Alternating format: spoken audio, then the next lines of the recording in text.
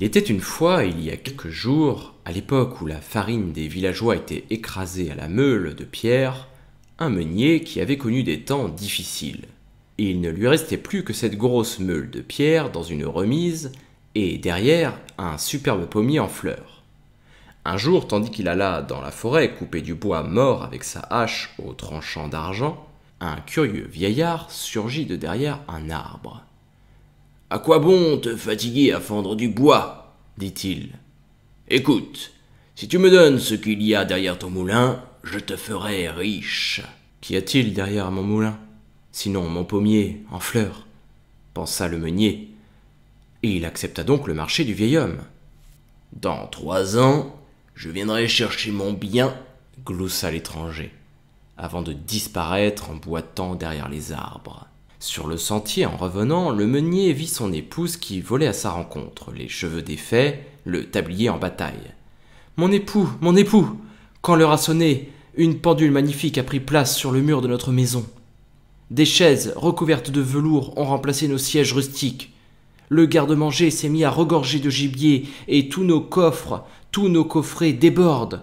Je t'en prie, dis-moi ce qui est arrivé. » Et à ce moment encore, des bagues en or vinrent orner ses doigts tandis que sa chevelure était prise dans un cercle d'or. « Ah !» dit le meunier, qui avec une crainte mêlée de respect vit alors son juste corps devenir de satin et ses vieilles chaussures aux talons si éculés qu'il marchait incliné en arrière laissaient la place à de fins souliers. « Eh bien, tout cela nous vient d'un étranger, » parvient-il à balbutier. « J'ai rencontré dans la forêt un homme étrange, vêtu d'un manteau sombre, qui m'a promis abondance de biens si je lui donnais ce qui est derrière ce moulin.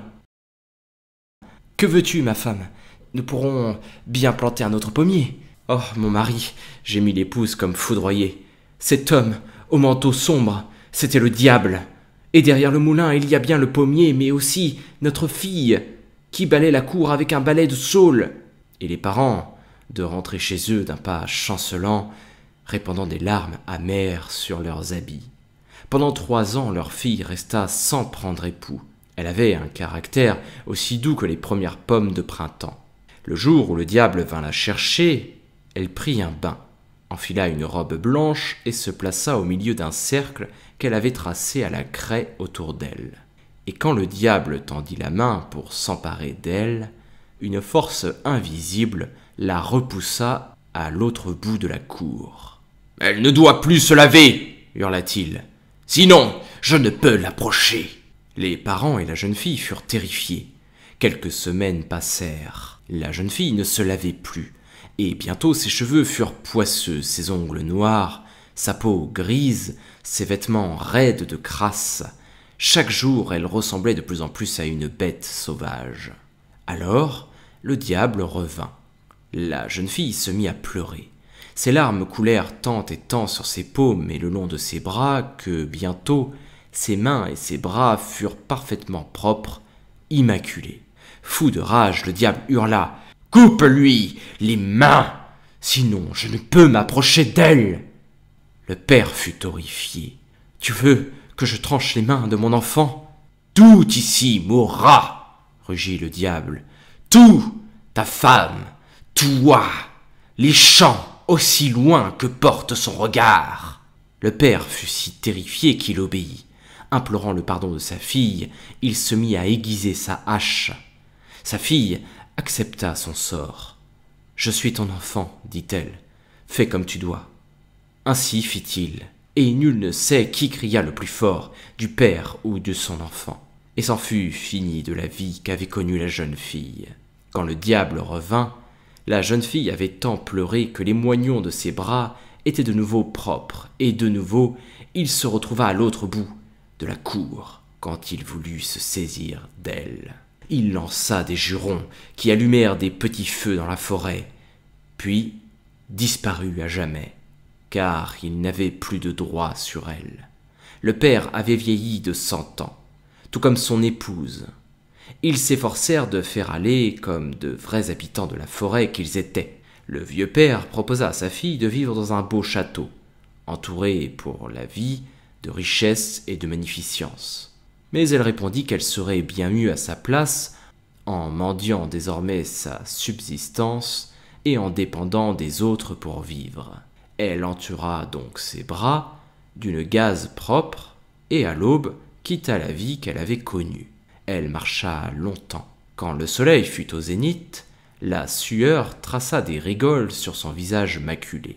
Le vent la décoiffa jusqu'à ce que ses cheveux ressemblent à un amas de brindilles.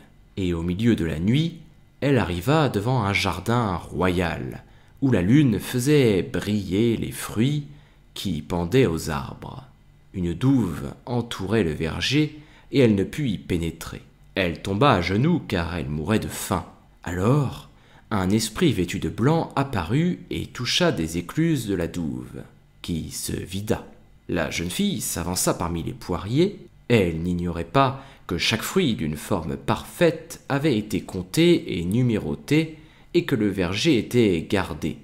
Néanmoins, dans un craquement léger, une branche s'abaissa vers elle de façon à mettre à sa portée le joli fruit qui pendait à son extrémité. Elle posa les lèvres sur la peau dorée d'une poire et la mangea. Debout dans la clarté lunaire, ses bras enveloppés de gaze, ses cheveux en désordre, la jeune fille, sans main, pareille à une créature debout. La scène n'avait pas échappé au jardinier, mais il n'intervint pas, car il savait qu'un esprit magique gardait la jeune fille. Quand celle-ci eut fini de manger cette seule poire, elle retraversa la douve et alla dormir dans le bois, à l'abri des arbres. Le lendemain matin, le roi vint compter ses poires. Il s'aperçut qu'il en manquait une, mais il eut beau regarder partout, il ne put trouver le fruit. Le jardinier expliqua « La nuit dernière, 2 esprits ont vidé la douve, sont entrés dans le jardin quand la lune a été haute, et celui qui n'avait pas de main, un esprit féminin, a mangé la poire qui s'était offerte à lui. Le roi dit qu'il monterait la garde la nuit suivante. Quand il fit sombre, il arriva avec son jardinier et son magicien, qui savait comment parler avec les esprits. Tous 3 s'assirent sous un arbre et attendirent. À minuit, la jeune fille sortit de la forêt, flottant avec ses bras sans main, ses vêtements sales en lambeaux, ses cheveux en désordre, et son visage sur lequel la sueur avait tracé des rigoles. L'esprit vêtu de blanc à ses côtés. Ils pénétrèrent dans le verger de la même manière que la veille, et de nouveau, un arbre mit une branche à la portée de la jeune fille, en se penchant gracieusement vers elle, et elle commença à petits coups de dents le fruit, qui penchait à son extrémité. Le magicien s'approcha d'eux un peu, mais pas trop. « Es-tu ou n'es-tu pas de ce monde ?» demanda-t-il. Et la jeune fille répondit « J'ai été du monde, et pourtant je ne suis pas de ce monde. » Le roi interrogea le magicien. Est-elle humaine? Est-ce un esprit? Le magicien répondit qu'elle était les 2 à la fois. Alors le cœur du roi bondit dans sa poitrine et il s'écria « Je ne t'abandonnerai pas. À dater de ce jour, je veillerai sur toi. » Dans son château, il fit faire pour elle une paire de mains en argent que l'on attacha à ses bras. Ainsi le roi épousa-t-il la jeune fille sans main. Au bout de quelque temps, le roi dut partir guerroyer dans un lointain royaume, et il demanda à sa mère de veiller sur sa jeune reine, car il l'aimait de tout son cœur. Si elle donne naissance à un enfant, envoyez-moi tout de suite un message. La jeune reine donna naissance à un bel enfant. La mère du roi envoya à son fils un messager pour lui apprendre la bonne nouvelle, mais en chemin, le messager se sentit fatigué, et quand il approcha d'une rivière, le sommeil le gagna, si bien qu'il s'endormit au bord de l'eau. Le diable sortit de derrière un arbre et substitua au message un autre disant que la reine avait donné naissance à un enfant qui était mi-homme, mi-chien. Horrifié, le roi envoya néanmoins un billet dans lequel il exprimait son amour pour la reine et toute son affection dans cette terrible épreuve. Le jeune messager parvint à nouveau au bord de la rivière, et là, il se sentit lourd, comme s'il sortait d'un festin, et il s'endormit bientôt. Là-dessus, le diable fit son apparition et changea le message contre un autre, qui disait « Tuez la reine et son enfant ». La vieille mère, bouleversée par l'ordre émis par son fils, envoya un messager pour avoir la confirmation, et les messagers firent l'aller-retour. En arrivant au bord de la rivière, chacun d'eux était pris de sommeil, et le diable changeait les messages qui devenaient de plus en plus terribles. le dernier disant « Gardez la langue et les yeux de la reine pour me prouver qu'elle a bien été tuée. » La vieille mère ne pouvait supporter de tuer la douce et jeune reine.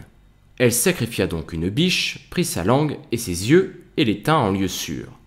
Puis elle aida la jeune reine à attacher son enfant sur son sein, lui mit un voile et lui dit qu'elle devait fuir pour avoir la vie sauve. Les femmes pleurèrent ensemble et s'embrassèrent, puis se séparèrent. La jeune reine partit à l'aventure et bientôt elle arriva à une forêt qui était la plus grande, la plus vaste qu'elle avait jamais vue. Elle tenta désespérément d'y trouver un chemin.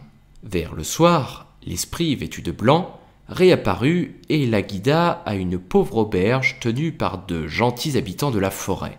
Une autre jeune fille, vêtue d'une robe blanche, la fit entrer en l'appelant Majesté, et déposa le petit enfant auprès d'elle. « Comment sais-tu que je suis reine ?» demanda-t-elle. « Nous, les gens de la forêt, sommes au courant de ces choses-là, ma reine.